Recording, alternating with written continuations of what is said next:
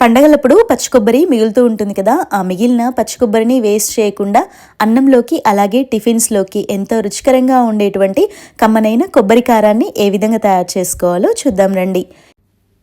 ముందుగా పచ్చి కొబ్బరిని కొబ్బరి చిప్ప నుండి వేరు చేసుకోవాలి. ఇక్కడ నేను ఒక కొబ్బరికాయ మొత్తాన్ని యూజ్ చేస్తున్నాను. మీరు కావాలంటే కొంచెం ఎక్కువ క్వాంటిటీలో కూడా కొబ్బరి కారాన్ని తయారు చేసుకోవచ్చు. ఇప్పుడు ఈ కొబ్బరి ముక్కల్ని చిన్న చిన్న ముక్కలుగా కట్ చేసి పెట్టుకోవాలి. ఇలా కట్ చేసిన కొబ్బరి ముక్కల్ని ఒక గంట పాటు ఫ్యాన్ కింద కానీ లేకపోతే ఎండలో కానీ ఆరబెట్టుకోండి. ఎందుకంటే మనకు కొబ్బరి కారం నిల్వ ఉండాలి కాబట్టి దీన్ని ఆరబెట్టుకున్నట్లయితే ఇందులో తేమ అంతా పోయి మనకు కొబ్బరి కారం ఎక్కువ రోజుల పాటు నిల్వ ఉంటుంది. ఈ విధంగా గంట తర్వాత ఆరిన కొబ్బరి ముక్కల్ని ఒక మిక్సీ జార్లో తీసుకొని కొద్ది కొద్దిగా వేసుకుంటూ మిక్సీని మధ్య మధ్యలో ఆపుకుంటూ గ్రైండ్ చేసుకోవాలి. ఇలా గ్రైండ్ చేసుకున్న కొబ్బరి పొడిని ఒక ప్లేట్లోకి తీసుకోండి. మిగిలిపోయిన కొబ్బరి ముక్కల్ని కూడా ఇదే విధంగా గ్రైండ్ చేసి ప్లేట్లోకి వేసేసుకోవాలి. ఆ తర్వాత స్టవ్ పైన ఒక ప్యాన్ పెట్టుకొని మనం మిక్సీ పట్టుకున్న కొబ్బరి పొడిని ప్యాన్లో వేసేసుకోవాలి. మంటని లో టు మీడియం ఫ్లేమ్లో అడ్జస్ట్ చేసుకుంటూ కొబ్బరి పొడిని వేయించుకోవాలి. కొబ్బరి పొడి మధ్య మధ్యలో ఈ విధంగా కలుపుకుంటూ ఉండండి, ఎందుకంటే అడుగంటిపోతుంది కదా, కాబట్టి మాడిపోకుండా ఉండాలి అంటే మధ్య మధ్యలో ఈ విధంగా కలుపుకుంటూ వేయించుకోవాలి. మనం కలుపుకుంటూ వేయించుకున్నట్లయితే కలర్ కూడా చేంజ్ అయిపోయింది, అలాగే పొడి పొడిగా వచ్చేసింది. ఈ విధంగా వచ్చేంత వరకు వేయించుకున్న తర్వాత స్టవ్ ఆఫ్ చేసి ఒక ప్లేట్లోకి తీసి పెట్టుకొని కొబ్బరి పొడిని పూర్తిగా చల్లార్చుకోవాలి.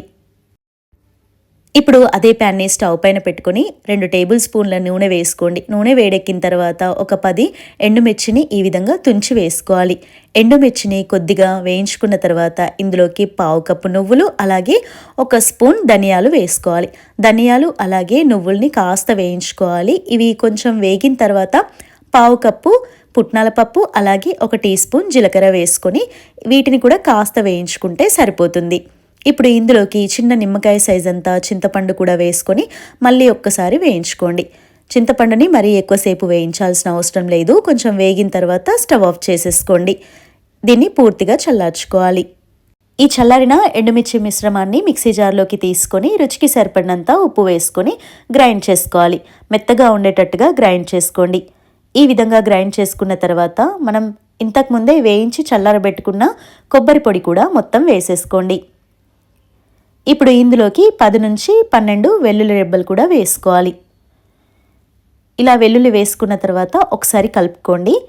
కలిపిన తర్వాత ఇప్పుడు మళ్ళీ ఒకసారి మిక్సీ పట్టుకుందాము.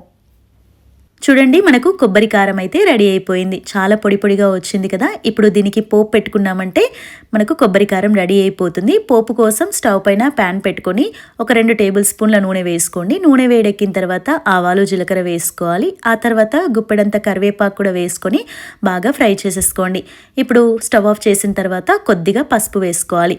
పసుపు వేసుకొని కలుపుకోండి. ఇప్పుడు మనం మిక్సీ పట్టుకున్న ఈ కొబ్బరి కారం మొత్తం కూడా పోపులోకి వేసేసుకొని బాగా కలుపుకోండి. పోపు అంతా కూడా కొబ్బరి కారానికి బాగా పట్టేటట్టుగా కలుపుకోవాలి. చూడండి, మనకు కమ్మనైన కొబ్బరి కారం అయితే రెడీ అయిపోయింది. ఇది చల్లారిన తర్వాత ఒక ఎయిర్ టైట్ జార్లోకి తీసుకున్నట్లయితే 3 నెలల పాటు నిల్వ ఉంటుందండి. అలాగే టేస్ట్ కూడా చాలా అంటే చాలా బాగుంటుంది. తప్పకుండా మీరు ఈ వీడియో చూసి ఈ కొబ్బరి కారాన్ని ఇంట్లో ట్రై చేయండి. అందరూ చాలా ఇష్టపడతారు. నేను 3 నెలలు అని చెప్పాను కదా, దీని టేస్ట్ చూసిన తర్వాత 10 రోజుల్లో అవగొట్టేస్తారండి. అంత బాగుంటుంది. వేడి వేడి అన్నంలోకి కాస్త కొబ్బరి కారం అలాగే కొంచెం నెయ్యి వేసుకొని తింటే రుచి అయితే భలే అద్భుతంగా ఉంటుంది. తప్పకుండా మీరు ట్రై చేయండి. ట్రై చేసిన తర్వాత ఎలా కుదిరింది అనేది కూడా కామెంట్ సెక్షన్లో నాకు ఫీడ్బ్యాక్ ఇవ్వండి. ఈ వీడియో కనుక మీకు నచ్చుంటే ప్లీజ్ అండి ఒక లైక్ చేసి మీ ఫ్రెండ్స్ అండ్ రిలేటివ్స్తో ఈ వీడియోని షేర్ చేయండి. అలాగే మన ఛానల్ని సబ్స్క్రైబ్ కూడా చేసుకోండి. Thanks for watching.